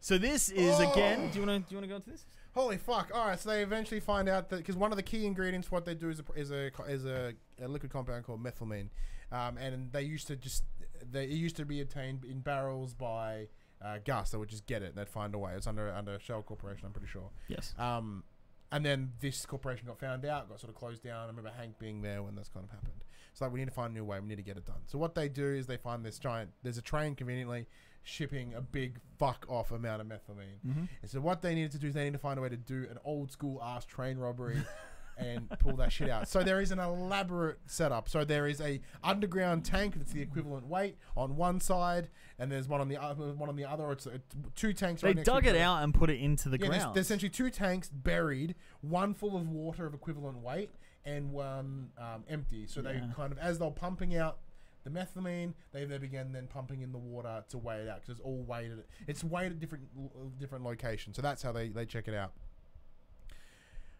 And it is the most tense train robbery thing. Again, that was an episode directed by Ryan Johnson. Yeah, so we've got I forget who was blocking off the train. Who was blocking off the train? Mike, wasn't it? It may have been Mike. There's a truck. Parked a truck. They parked the truck over the train, so the train had to stop. Whatever. While Todd, Jesse, and Walt are trying to do this heist, and it's tense. It's so tense. It's stupid intense. And then after all this goes down, they do it. They successfully get it in. They turn around like, yeah, woo woo, and they realize there's a kid on a bike that saw the whole thing. They're like, oh fuck, he's not gonna. And Todd shoots him. And before they have a chance to be, hey man, here's $5, or oh, you know what you saw. Todd just walks up and shoots him, and they're just like. And once again, that's the stinger of that episode. Is this kid picking up a spider? Like, it's just this. Yeah, he's like riding his bike at the start, and he's, once again, it could be the foreshadowing of like, this should be dangerous. Why are you playing with something dangerous? And then he's there, and it's. And that's. Fuck! It's a good episode. That's again the point where they're just like, shit, no return. Anyway, so. And that's the moment that kind of breaks Jesse, like truly breaks Jesse. Yeah, poor Jesse. Poor Jesse's alright. Okay, we found that one. Keep talking. So yeah, they were sort of in the final stretch at this point. Oh, it's so fucking good. I don't know. I don't remember when it happened, but there's a bunch of like white supremacy dudes that get involved as well. Well, those are the guys. I think they're the Aryan guys. They're Landry's friends. What's his name again? Todd. Yeah, Todd's friends. Yeah. Todd's friends. You've lost the page, haven't you? Maybe. Well, I'll keep talking because I remember. Well, there you go, Felina. That's the final. Oh, no, these are just moments. So the stinger at the start of the season of season 5 is that Walt has grown a big fuck off beard. Oh yes, and it's in the future. Gaunt. So in the first episode, he had his 50th birthday, and they brought him bacon and eggs, and it had 50 written on it. So he's at a diner, and he's made his own 52. Yes. He's turning, Yeah. and he's got a big beard, hair's back, incredibly gaunt, and he's like on the run kind of thing. And you're wondering what's going on there. And he's buying this gun. Things are going on, and eventually, over the course of the episodes, Walt has to go into essentially not witness protection, but like dodgy criminal protection. Like he returns home at one point and goes to his house, and his house is barred off. There's a big ass fence in front of it, as in like, and he breaks on in and has a look, and on across the I have a shirt of this actually, and across the wall is just Heisenberg in big orange paint on his brown wall. And you wonder like how it got to that stage as well. And another thing that's foreshadowing that I'm going to paraphrase it and ruin it, but it's awesome, so I have to talk about it. Jesse and Jessica Jones go to an art exhibition, and there's these pictures of doors, and it's just the same doors over and over again. And he's like, what is this shit? And she says the doors represent her, the artist, at different times of her life. So she painted this door when she was 20. She painted this door when she was 30. Painted this door, and each one is the same, and yet she's different, even though it's the same picture. And then throughout the season, there's times in season 1, 4, 5, whatever it might be, where Walt's look changes over the years. So he starts out with normal hair, moustache, then he loses the hair, has the goatee, then he gets the hair back and the glasses and the beard, and there's multiple shots that match of him standing in the doorway of his house at different times of his life. When he was a family man, when he was, Heisenberg, now that he's this washed up nobody. He's got nothing. And that's just incredible. Incredible. So anyway, Robert Forster, the actor, I don't know his character's name, is hired by Saul Goodman to take him to kind of like witness protection to live out in Alaska. Super, really, like they bring in this incredible actor for like a very side character. So good. Yeah, and so Walt's essentially living away, and he's planning his last move. So Todd and his neo-Nazi gang of weirdos have kind of taken over. They've kidnapped Jesse. Yeah, he's got a big fuck-off beard, and he's locked up to cook crystal meth for them. He's literally chained to a giant thing in the roof, and he's like, just make meth. Yep. Walt kind of races back to the house. So essentially, they take them out to... Walt's been storing all the money in barrels out in the desert and burying it. So Todd and his gang of neo-Nazi guys find out what's going on. They follow Walt out there to find out where it is. At the same time, Hank is pursuing Walt. And again, like that awesome time when Hank realizes he is sitting in the toilet and he's reading a book. Yeah, it was written. It was a book that was addressed to WW and Walt Whitlam. Is it Walt Whitman? Walt Whitman book or Walt Whitlam? Walt Whitman. It's like a quote. Gail wrote a quote to. Yeah, and it had WW at the end, and it was. And then one day he finally clicks that that's Walt White. And Hank's having panic attacks and stuff. He's driving the car home, freaks out, and then there's this awesome face-off between in the garage. Yeah. Oh. And he's like, "If you don't know me, you better tread lightly." And he races back to get to the house before Hank gets there, and Hank's racing back to tell everybody what's going on. And eventually, Walt gets back to the house, and he's like, "We gotta go. We gotta go. Like this is it. This is the moment." And Skyler pulls a knife on him, and Walt Jr. is trying to protect Skyler, and everything goes to shit. Everything Walt's worked for. There's another time he tries to get the money, and she's given it to that Ted Dick, for insurance, and he's just like, "We're fucked." IRS, sorry. Thanks. And it all comes to head that everything he's been trying to protect is gone from him now. His son hates him. His wife's left him. Never going to see his baby again. He's lost all this money. He's lost absolutely everything. His baby at some season, he drives out the back driveway. That was cool. And he's lost everything. Everything he tried to achieve has gone fucked. And his cancer's back, and he's dying. Yeah. So this is his last hurrah to make things right, he says. So he goes to the Dark Matter douches and says, "Listen, I want you to organize my family to get this money. I want them to get all of the money. And if you don't do it, I'm going to kill you." And then he points outside the window, and 2 sniper laser pointers go on them. And he says, "I'll always be watching you, don't fuck me over." And it's actually like Badger, just with like a laser pointer. Awesome. Just Walt being awesome. So anyway, his last dig chance. So they go out to the desert. DEA's found them. Hank's there. What's his buddy's name? Gomi? Yeah. Gomi there. This all now comes this to a happens head. before the dark matter thing. This is before. Okay. Yeah, that's right. All comes to a head, and Hank's finally caught them out. Hank's goes to Walter. He's like, "It's over. I've got you. The money's here. It's all done." And then Todd's guys turn up and they kill Hank. Yeah, but Hank goes out in the in the full blown masculine way. He's like, Walt's begging. He's like, "Take the money. The money's over there." Blah blah. And I think the Hank's line is like, "They've already made the decision, dude." Yeah, like, go ahead, if you're gonna do it, just do it. Yeah, and bang, dead. Beautiful. And like Hank goes out a fucking champ. Like after all those seasons of being. Losing his way, emasculated himself and losing, and then he goes out in such a strong just moment. Oh, I'm gonna rewatch this series now. I'm excited. So yeah, then it ends up that Walt's living away in Alaska, and his plan is one last chance to get the money off these guys, kill them, get the money to his family, and he's eventually gonna die. So he goes to where they're holed up and they're keeping Jesse. And he puts a machine gun in the back of the boot of the car M60. In this contraption. And his plan is to go in, confront them, duck to the ground, have it on a timer. It comes up, shoots everybody in the room. That's right, on the keychain. And then the last guy alive, of course, is the big bad. What was his name? That guy. What, Todd? No, Todd's dude. Neo-Nazi leader dude. No, that's Todd. Todd's alive. He gets fucking choked out by Jesse on a chain. Yeah. So anyway, the guy's like begging for his life. Like, not even begging. He's like, blah, blah, blah. She's like, boom, fuck you, dead sentence. Yeah. And at this point, we come to learn that Walt's been hit with some ricochet. Well, yeah, he goes in to talk to Jesse. They kind of have a moment where he's like, I should kill you. Jesse's life is ruined. He is like been imprisoned in this place. He's got this big beard. He's lost so many, his girlfriend, his second family that he started, all his money, all his family, everything. This has ruined him, and it's sad. Like, he's got nothing left, and he has the kind of opportunity to like confront Walt and kill him, and he doesn't do it. He just gets into a car and he just drives. I honestly fucking cried at this moment because like it's that same thing, because when once again, probably it's a cool shot and it's slightly symbolic. So with Jesse just banging it out of that compound, taking out the gate, just hauling ass. Like, this is his moment. Like, he's literally breaking through the gate. He's breaking through the chains. He's out. He is free. And the incredible performance by Ehrmantraut, you just see him like laugh, cry, smile, happy, and it's like Jesse is now gone of all this. Don't know what he's doing now, but he's gone of all this. Probably just dealing meth again, slinging meth. Probably. So then Walter goes into the meth lab and he's looking at it all and reminiscing, and that's when you realize he's been shot. And so we know he's been shot. He kind of alludes to it earlier, but then you see him kind of fall.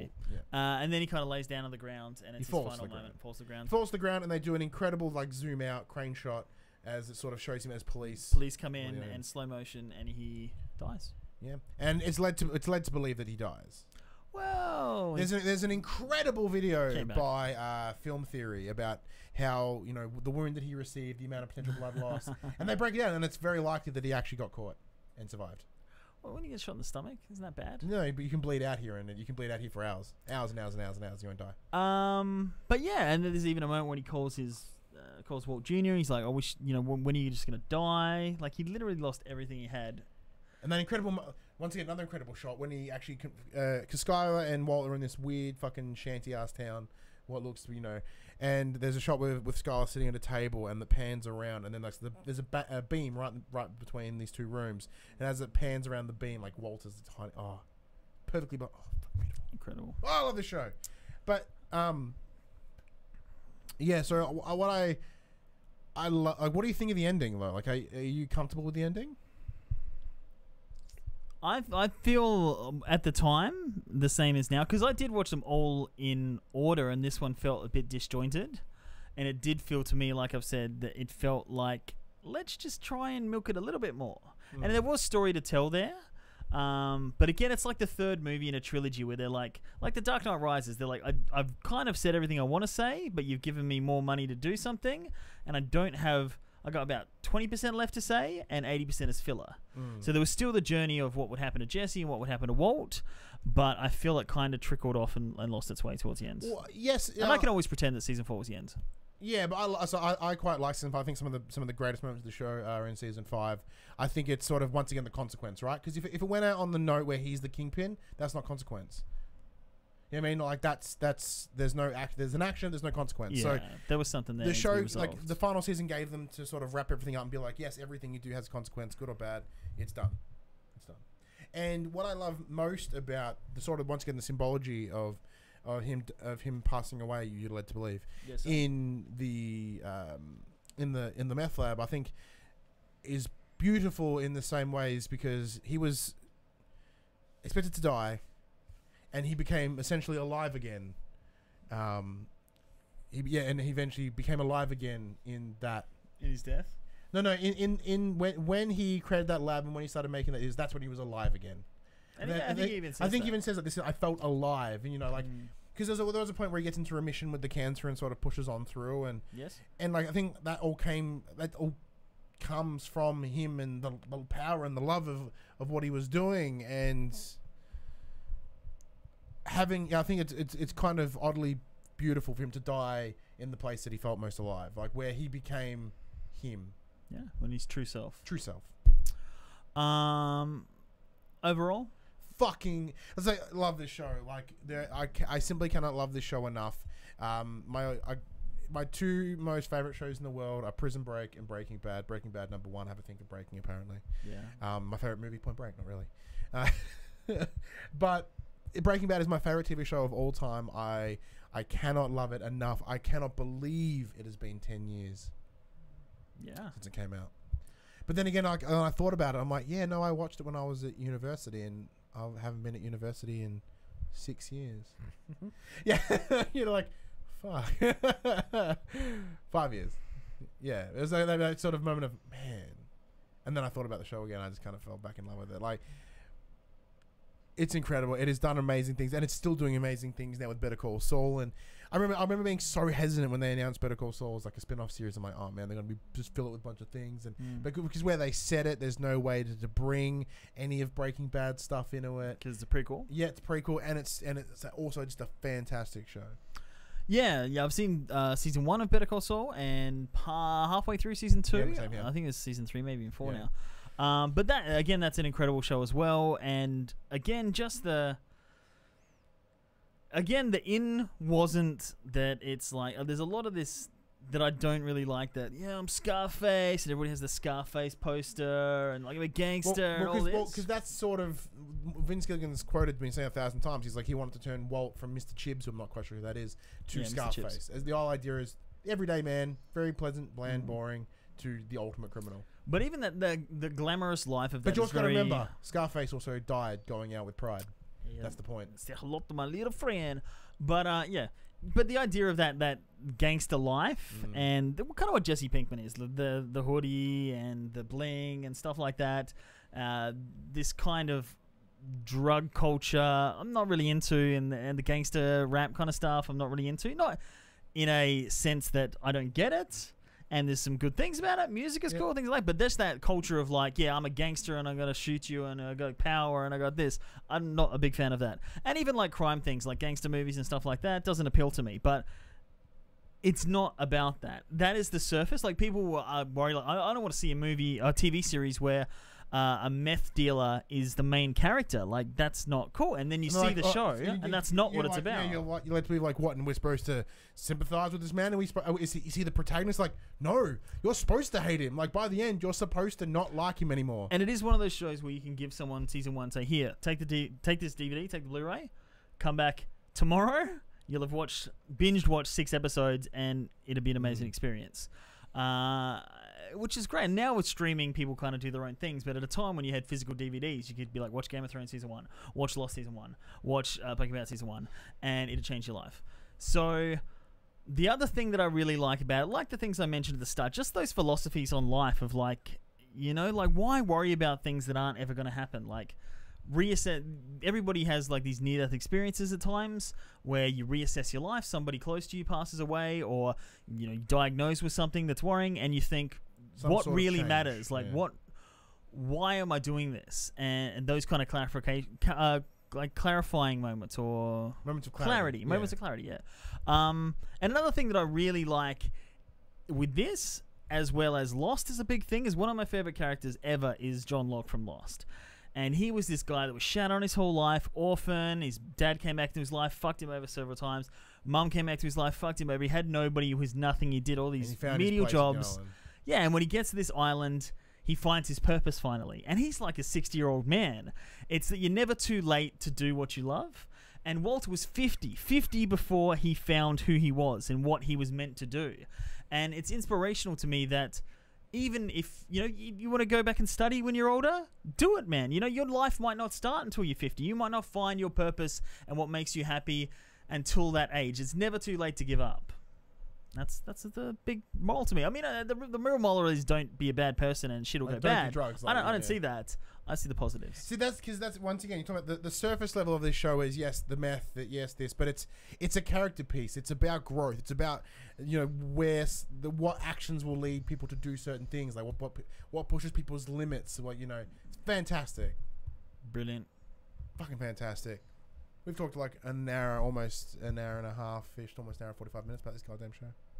Yeah, and we could talk for like an hour. I don't think so. I'm pretty talked out. I'm pretty talked out too. It's very hot in here. God damn it, it is so hot in this room. It's like Albuquerque hot. Breaking Bad reference. Yes, well, we'll start wrapping up. So you can actually go to Walt's house in Albuquerque. It's a house, is the home of this lovely old woman apparently. People go there and throw pizzas on the roof and that sort of stuff. I just want to add a couple more things. Yeah, just a couple of things as well. We didn't address some of the most badass lines in the history of the world.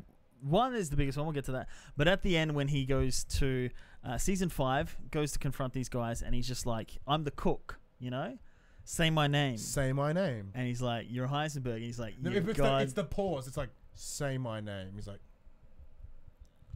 Heisenberg. He's like, God damn right. Like, doesn't raise his voice, right. But it's that depth. It's like, you're goddamn right. It's the purpose. And of course, I'm the one who knocks. It's like, I'm afraid of who will come knocking at the door. It's like, you don't need to fear. It's like you should be fearing me because I'm the one who knocks. Fuck, so good, incredible. But yeah, if you want to watch Breaking Bad, you can post these out to everyone. Breaking Bad, it's available on DVDs, of course. It's available on the Blu-ray. If you want to borrow it from Ryan's house, it's $3.99 a night for her disc. If you are in the US, it is available on the Netflix in 4K. If you are in Australia, it is available on Stan in 4K, as is Better Call Saul. Highly recommend you go and watch this series because I can't get you enough. Happy 10th birthday, Breaking Bad. You're my favorite show of all time. I love you so much. I'm Ryan Betson. I'm Dylan Bowden, and for now, that's a wrap. I can do this. We need a set of buttons. The buttons that do things.